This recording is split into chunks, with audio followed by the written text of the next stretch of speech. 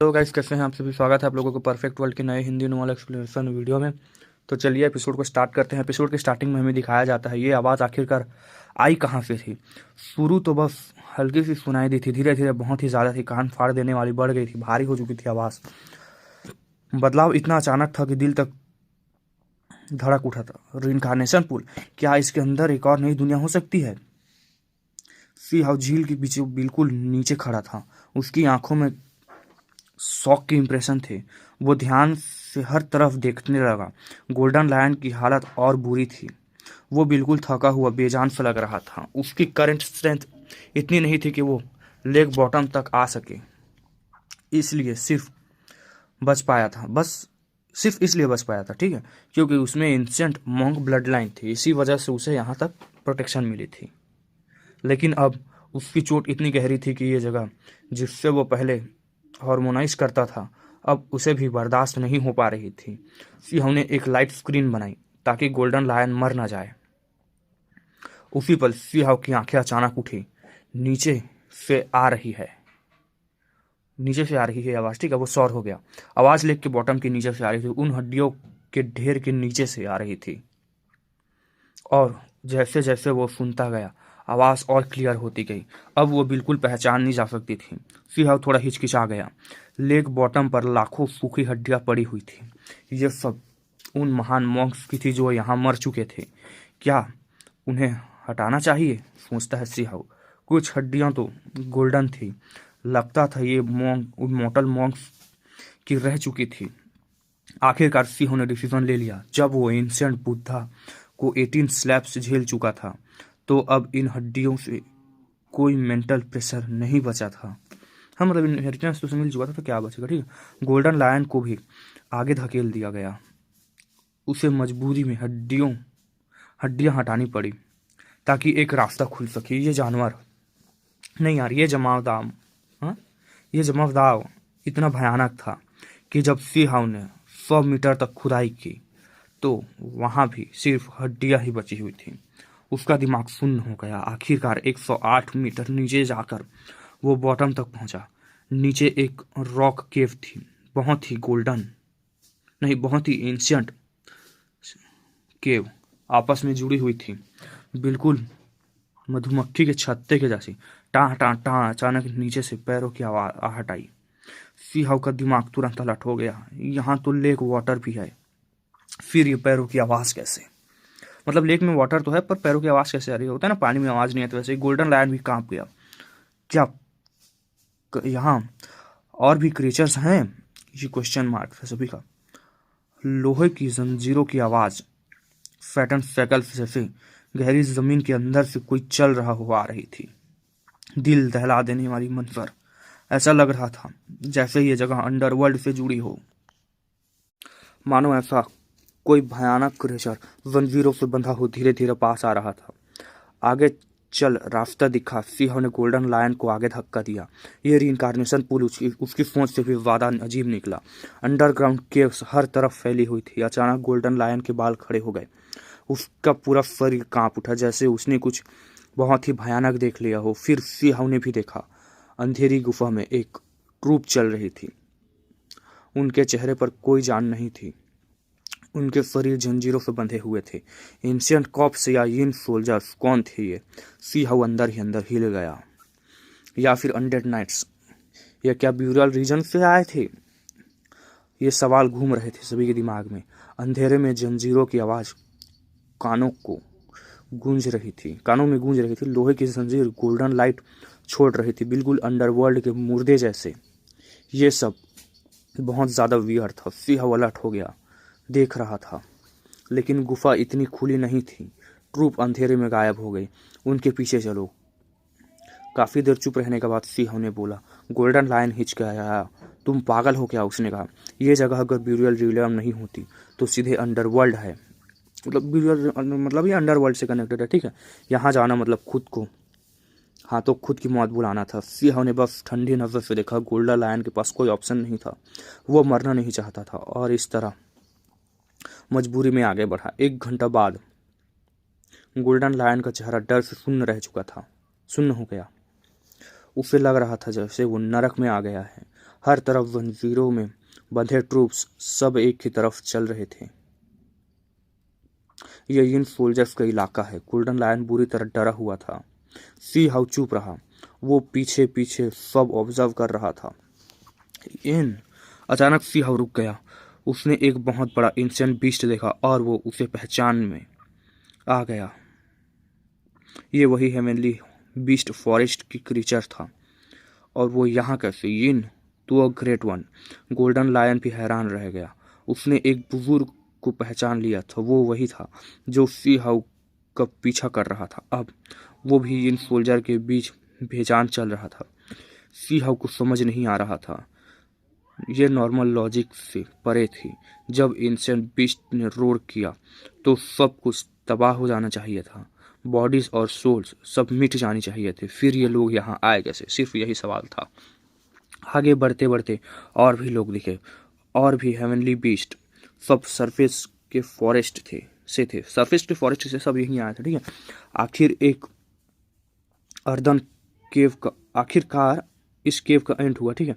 6 बड़े stone gets दिखाई दिए। ट्रूप्स यही रुक गए जैसे किसी चीज का इंतजार हो। सी हाउ को अचानक याद आया, land of reincarnation, thou gates have opened. क्या ये वही जगह थी? उसका और गोल्डन लायन का चेहरा सन्नाटे में आ गया।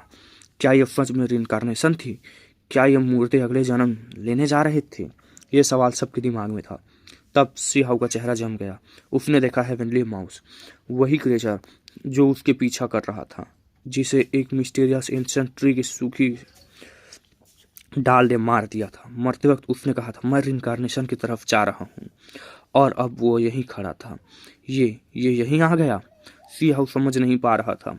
वो तो मॉन्क बोन्स के ऊपर था ना, फिर ये क्रीचर उसे बाईपास करके नीचे कैसे आ गया? उसके दिमाग में यही घूम रहा था।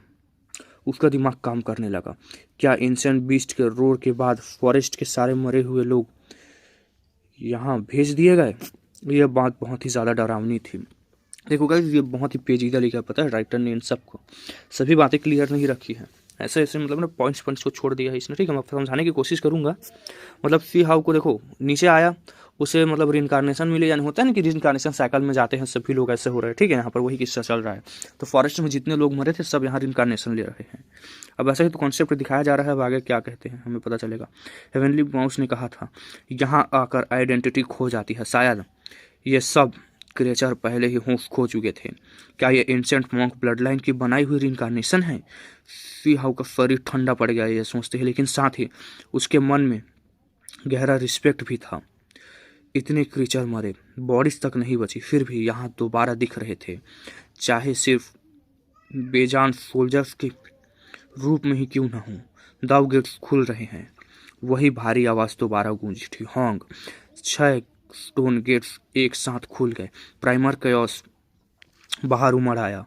रहस्य और भय सब कुछ एक साथ। इन सोल्जर्स 6 ग्रुप्स में बढ़ गए बिना ही मोशन के। हर ग्रुप अपने अपने गेट में चला गया। स्टोन गेट से लाइट और धुआं निकलने लगा। एंशिएंट स्क्रिप्चर्स की आवाज आ गई, जैसे आत्माओं को फेयरवेल दिया जा रहा हो। सिहा खुद से बोला, ये सच में अजीब है। उसकी नज़र गेट के बीच पैटर्न्स पर पड़ गई। वहाँ स्क्रिप्चर्स और स्टोन्स इनग्रेविंग्स थे, और उनमें एक अनमैच्ड डिवाइन एबिलिटी छुपी हुई थी। Ancient monk blood line inheritance. सिहाव का दिल ये सोचते ही जोरों से धड़क उठा। पूरा वॉल ग्रेट ताव और छोड़ रहा था। गोल्डन लायन भी एक स्क्रिप्चर में खो गया, लेकिन ज़्यादातर स्क्रिप्चर अधूरे थे। सिहाव ने एक इनग्रेविंग ध्यान से देखा। 8 डायग्राम्स, एक मिस्टीरियस इम्प्रिंट बनाते हुए। कोई एक्सप्लेनेशन नहीं, सिर्फ डायग्राम्स। सिहाव का दिमाग हिल गया। ये डायग्राम्स एंशिएंट बुद्धा 18 स्लैब्स से जुड़े हुए लग रहे थे। अगर ये पूरी तरह समझ लिया तो ये एक भयानक अटैक मेथड बन सकता था। और तब 6 स्टोन गेट्स एक साथ चमक उठे। अचानक वॉल इनग्रेविंग्स भी लाइट अप, सीधे सिहाव और गोल्डन लायन पर पड़ी, और अगले ही पल दोनों एक साथ गेट में खींच लिए गए, दूर कहीं गिरते हुए। क्या ये भी रीइंकार्नेशन में भेज दिए गए थे? दोनों डर गए, लेकिन कोई भी बच नहीं पाया। बस देखते रहे जैसे उन्हें दूर और दूर भेजा जा रहा हो। आखिरकार दोनों लोग जा कहाँ रहे थे? क्या वो सच में रीइंकार्नेशन के अंदर जाने वाले थे? गोल्डन लायन ने अपने बड़े बड़े पंचों से वॉइड को चीरने की कोशिश की, जैसे स्पेस को फाड़ देना चाहता हो, लेकिन सब बेकार। वो खुद को रोक नहीं पा रहा था। रुक जाओ, गोल्डन लायन दहाड़ उठा। उसकी आवाज़ में सच्चा डर था। तो क्या झूठा डर दिखा रहा था अब तक वो? वजह साफ थी, वो एंशिएंट मॉन्क ब्लड लाइन से था और इसी वजह से वो रीइंकार्नेशन से ज़्यादा डरा हुआ था। अगर वो अंदर चला गया तो क्या वो अब भी वही रहेगा, ये उसे भी नहीं पता था। उसने अपने पुरखों से सुना था जैंग 6 गोल्डन बॉडी मॉन्क किंग के कुछ सिद्धांत, जिनमें कहा गया था रीइंकार्नेशन के बाद पिछले जन्म से संबंध टूट जाता है, सब कुछ भूल जाते हैं लोग। ये मतलब पूरी तरह से विनाश था। पास्ट से बिल्कुल अलग होना, सब कुछ भूल जाना, एक तरफ से खुद को ख़त्म हो जाने जैसा था। नहीं रुको, गोल्डन लायन फिर दहाड़ा। इसलिए भी डरा हुआ था क्योंकि ये रीइंकार्नेशन अभी स्टेबल नहीं लग रही थी, अभी भी फेल हो रही थी। अगर सच में अंदर चले गए तो सीधे मौत भी हो सकती थी। सिंह ने भी सब कुछ ट्राई किया, हर तरीके, लेकिन ट्रेंड पलता नहीं। पता नहीं कुछ मतलब होगा, ठीक है। ब्रिलियंट लाइट उन्हें घेर चुकी थी। ऐसा लग रहा था जैसे वो टाइम के रिवर के साथ बह रहे हों। रुक जाओ, सिंह ने जोर से चिल्लाया। उसने सब डिवाइन एबिलिटीज निकाली लेकिन कोई भी काम नहीं आई। स्पीड और तेज हो गई, बल्कि व्यूक जैसे तीर कमान से छूट गया हो। वो दोनों अंडरग्राउंड केव से बाहर निकल गए। लगता है हम स्टोन गेट से निकल गए, सिंह ने खुद से कहा। सब कुछ इतना अजीब था, एक पल पहले यहाँ और अगले पल कहीं और। पूरी जगह बदल चुकी थी। अगर उसके डिवाइन सेंसेस तेज न होते तो शायद कुछ भी समझ ना आता उसे। आखिर स्पीड कम हुई। उनके सामने एक रास्ता था। एक रास्ते पर बहुत से लोग चल रहे थे। उनके चेहरे बिल्कुल जम गए थे। शरीर से डेथ ऑरा निकल रही थी। जिंदगी की कोई निशानी नहीं थी। लाइफलेस हो चुके थे। वो बिल्कुल भटकती हुई आत्माओं जैसे लग रहे थे, जैसे 9 नेदर वर्ल्ड्स के रास्ता हो जाए।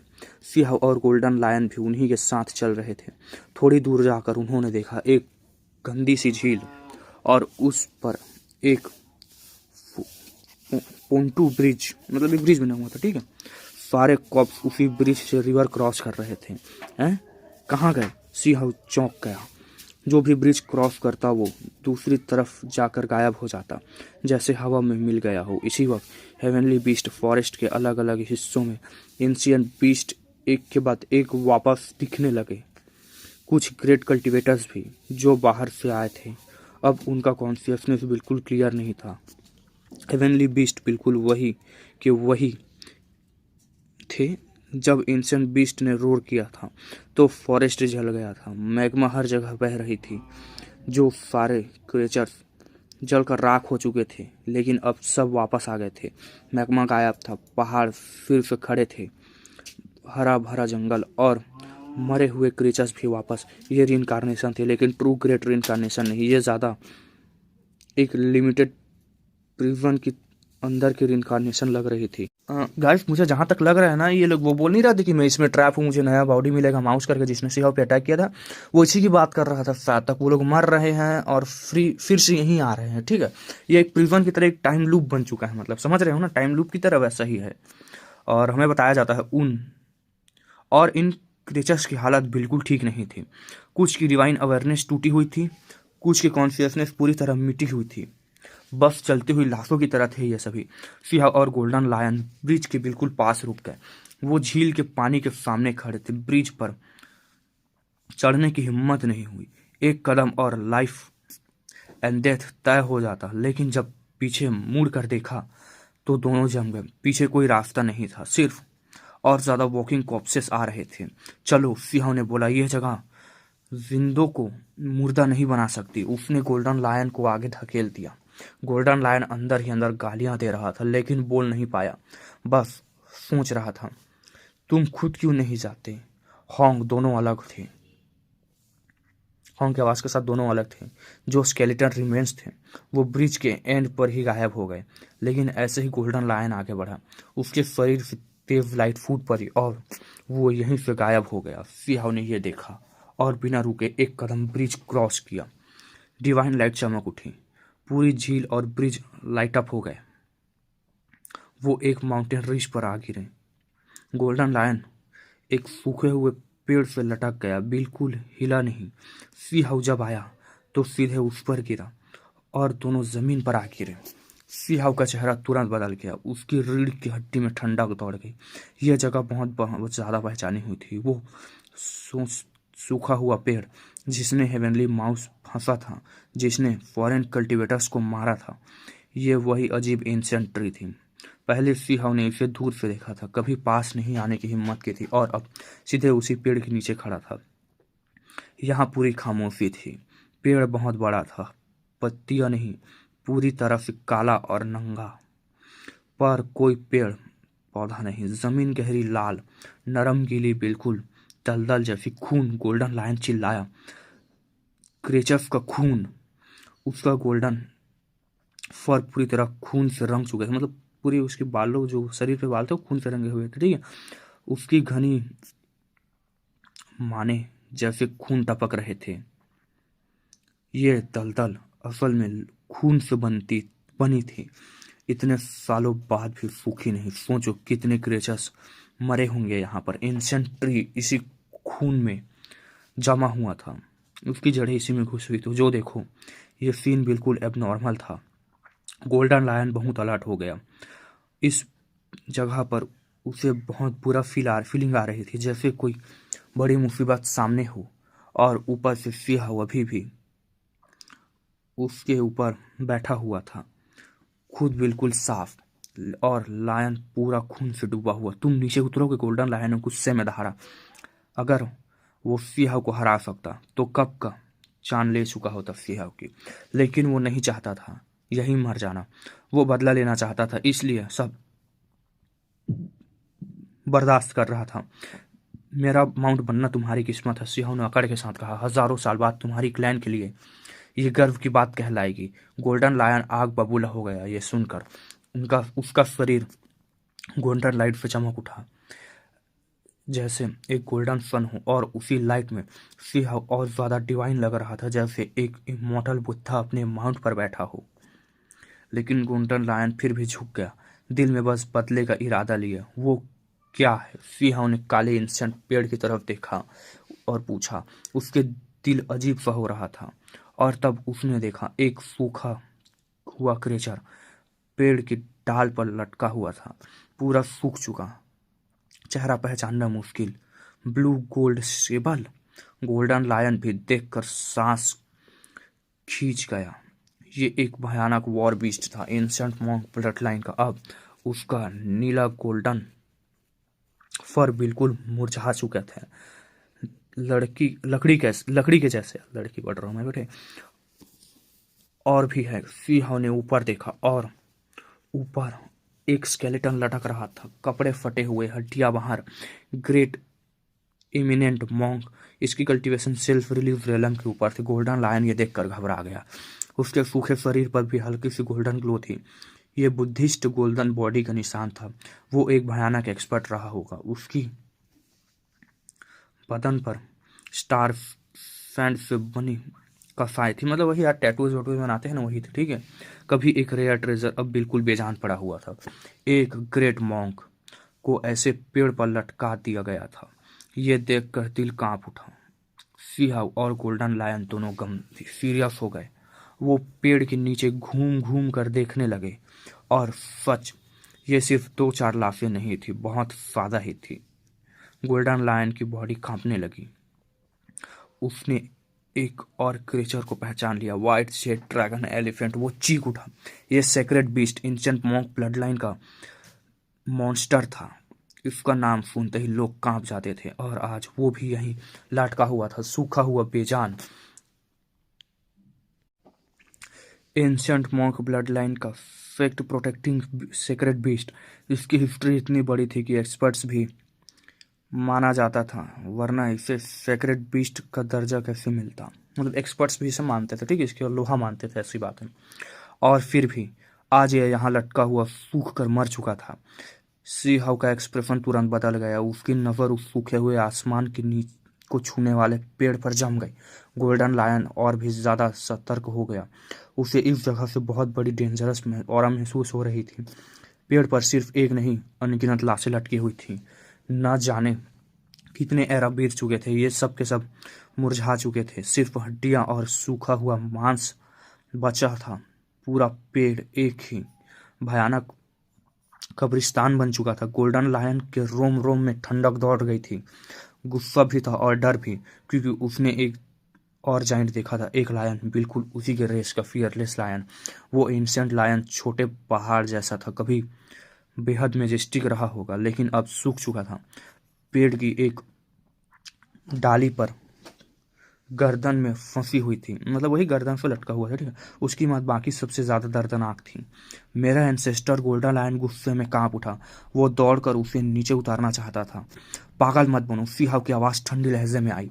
अगर मरना ही है तो मैं अभी थप्पड़ मार कर खत्म कर देता हूँ, मुझे साथ मत घसीटो।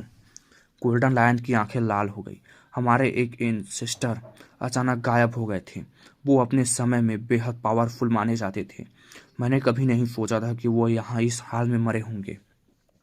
गुस्सा, दुख, नफरत सब उसकी आंखों में उभर रहा था। सिंह ने बिना रहम कहा, अच्छा हुआ मर गया। 9 हेवेंस 10 अर्थ को धोखा देने वालों का अंजाम ऐसा ही होता है। गोल्डन लायल ऑलमोस्ट पागल हो गया, लेकिन सामने हुआ आंख था। रिजल्ट पता था उसे, सिर्फ पिटाई हो गई। कुछ ही देर में गोल्डन लायन पूरी तरह जख्मी था। प्राउड से भरा सर अब चुपचाप झुका हुआ था। सिंह ने ध्यान से उस एंशिएंट पेड़ को देखा। मतलब सिंह ने मार लगाई थी उसकी, ठीक है। ये बात ये राइटर नहीं बोला, सिंह ने मारा था उसे अच्छे से। अब उसे पक्का यकीन हो चुका था सिंह को कि यह पेड़ असल में एक बहुत बड़ा ग्रेवयार्ड है।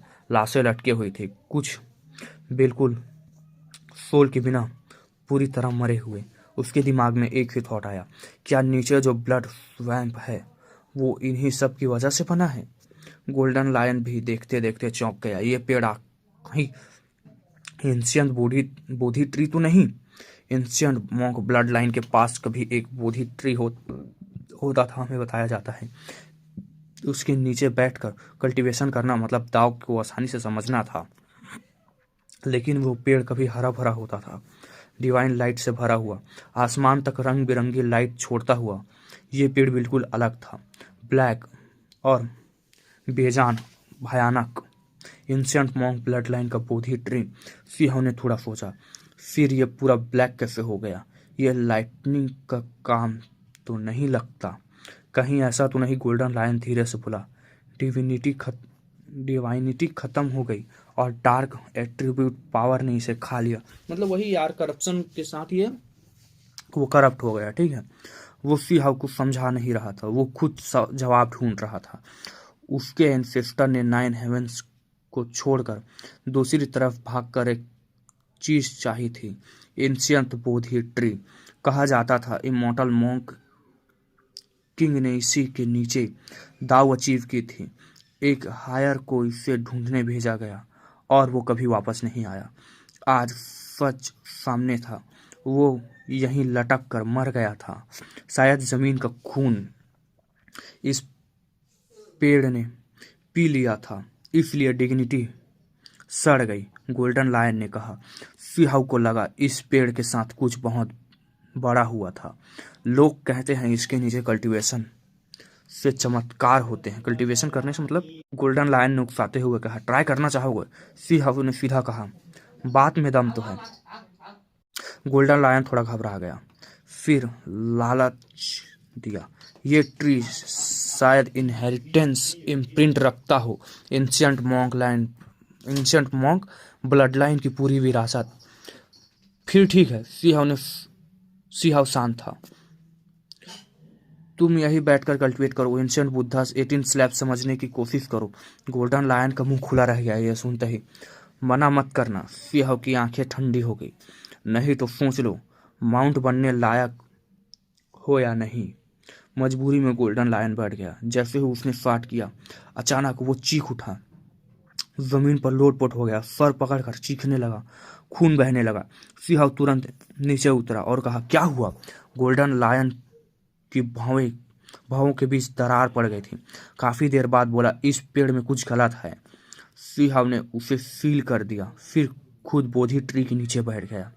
शुरू होते ही एक भयानक अटैक आया। कड़वी और एक वेपन की तरह टूट पड़ी।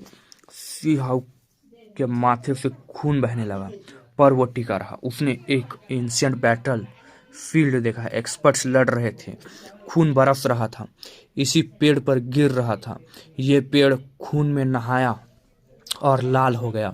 फिर उसने देखा डिवाइन ब्लड। सीहाऊ ने देखा कोई इसे डिवाइन ब्लड से सींच रहा है। ये कौन था? सीहाऊ का दिल कांप गया। फिर एक गोल्डन लायन का रोर, फिर व्हाइट एलिफेंट की गूंज। सब कुछ इस पेड़ के अंदर बंद था। वुडन फिश की आवाज गूंज उठी। डिमोनिक चैंटेज, ब्लड सॉकेट टेम्पल, होली जगह पर डेमोनिक स्क्रिप्चर। सीहाऊ के होंठों से खून टपकने लगा। दाऊ ट्री होकर ऐसी हालत। गोल्डन लायन कांप उठा। ये ब्लड बोधी बन चुका है। सीहाऊ नहीं हटा। उसने इसे अपना वेट स्टोन बना लिया।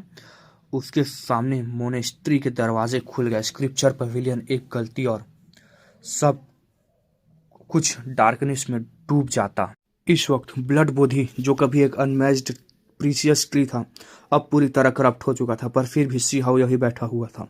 वो महसूस करता है कि ट्री के अंदर अभी भी कुछ छुपा है, कोई एंशिएंट इम्प्रिंट, कोई अधूरी यादें। उसके कान में गोल्डन बेल और डीप पिच पाइप जैसी आवाज गूंजती है। उसकी आंखों के सामने सीन खुलते हैं। एक एंशिएंट मोनेस्ट्री जहां गोल्डन टाइल्स चमक रहे हैं, डिवाइन लाइट फैल रही है। पर अगले ही पल वो ही पैलेस ब्लड से भीगा हुआ दिखाई देता है। स्क्रिप्चर्स की आवाज तेज हो जाती है, पर वो चैंटिंग कम और डेविल की वर्शिप ज्यादा लगती है। गोल्डन टाइल्स पर डार्क रेड ब्लड मिस्ट चिपका हुआ है। जमीन पर जगह जगह खून के दाग, लाइट और डार्कनेस दोनों एक साथ मौजूद थे। सियाह का दिल हल्का सा कांप जाता है। ये सब उसके माइंड के अंदर चल रहा है। ब्लड बोधी के अंदर के इनग्रेविंग्स थे ये सभी। वो धीरे धीरे स्क्रिप्चर स्टोरेज पवेलियन के गेट तक पहुंचता है। आवाज़ और तेज हो जाती है। उसका माइंड, उसकी बॉडी वाइब्रेट करने लगती है। ये चैंटिंग नहीं है, ये जैसे कोई ग्रेट डेविल हो जो दाव समझा रहा हो, ऐसा लग रहा था। गेट के सामने खड़े होकर सियाह सोचता है, अगर एक कदम और बढ़ाया तो शायद मॉन्क बन जाऊंगा या फिर पूरी तरह डेमन। पर रुकना उसकी फितरत नहीं थी। सियाह आगे बढ़ता है और गेट को पुश करता है, मतलब खोलता है, ठीक है। गोल्डन टाइल्स से ब्लैक ब्लड बहना शुरू हो जाता है। जमीन पर गिरते की आवाज निकलती है, गिरने की आवाज निकलती है, मतलब, ठीक है, जैसे कोई जिंदा चीज टपक रही हो। सीन्स टूट जाते हैं। इसी वक्त हेवनली बीस्ट फॉरेस्ट के बाहर फॉरेन साइड की आर्मी हर जगह फैली हुई है। सब लोग उसे रूटन वुडन चेस्ट के लिए पागल हो चुके हैं।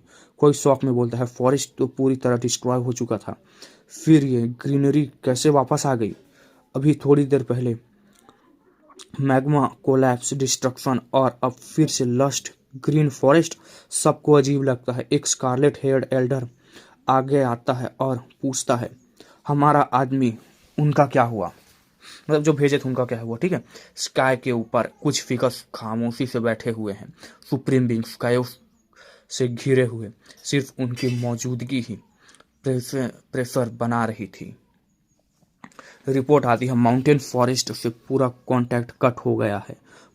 बहुत सारे लोग शायद मर चुके हैं। सोल लैम्प्स ज़्यादातर जल ही नहीं रहे हैं। सोल लैम्प्स मतलब जल नहीं रहे हैं, ठीक है। ये सुनकर माहौल ठंडा हो जाता है। दर्जनों नहीं, हजारों एक्सपर्ट्स।